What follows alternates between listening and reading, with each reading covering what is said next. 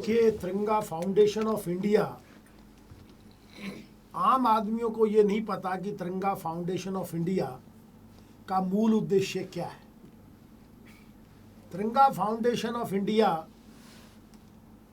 का जो मूल उद्देश्य है, उसमें से एक सबसे बड़ा उद्देश्य ये है कि जो व्यक्ति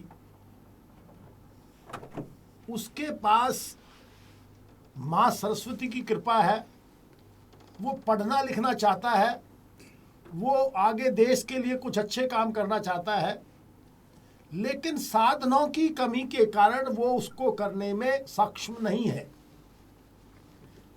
तिरंगा फाउंडेशन वैसे सब लोगों को, विशेष रूप से जो आर्थिक रूप से कमजोर लोग हैं, उन लोगों को समानता पर लाने के लिए ये प्रयासरत है कि वो लोग भी, जो साधन संपन्न लोग हैं, अगर उनके पास बुद्धि है, उनके पास साहस है, उनके पास कार्य क्षमता है, तो वो लोग उनके बराबरी में आकर समाज को मिलकर आगे बढ़ाएं, जिससे देश सुदृढ़ हो।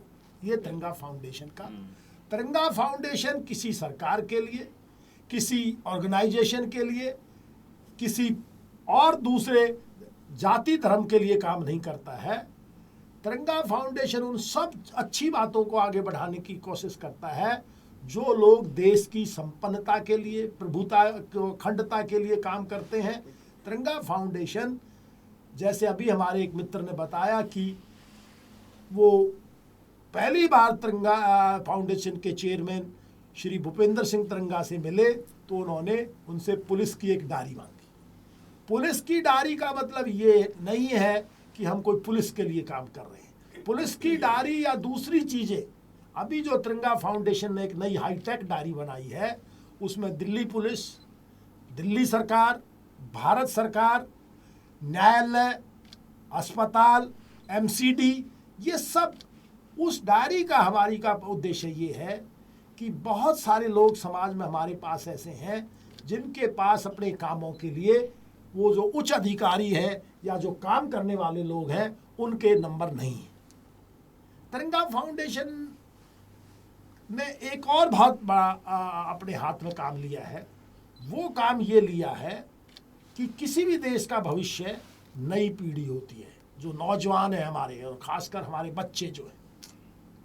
तिरंगा फाउंडेशन अगले 60 दिनों में दिल्ली के अंदर, हमारा ये टारगेट है कि 500 विद्यालय और कम से कम 100 महाविद्यालय और 10 विश्वविद्यालय, इन सब को संपर्क करके वहाँ जो बच्चे हमारे पढ़ रहे हैं, वो क्योंकि वास्तविक शिक्षा से विमुख होते जा रहे हैं, संस्कारों से विमुख होते जा रहे हैं, और विद्या गुरु के सानिध्य में बैठ कर ली जाती है, और उसके लिए पुस्तक जो है वो सबसे जरूरी एक साधन है।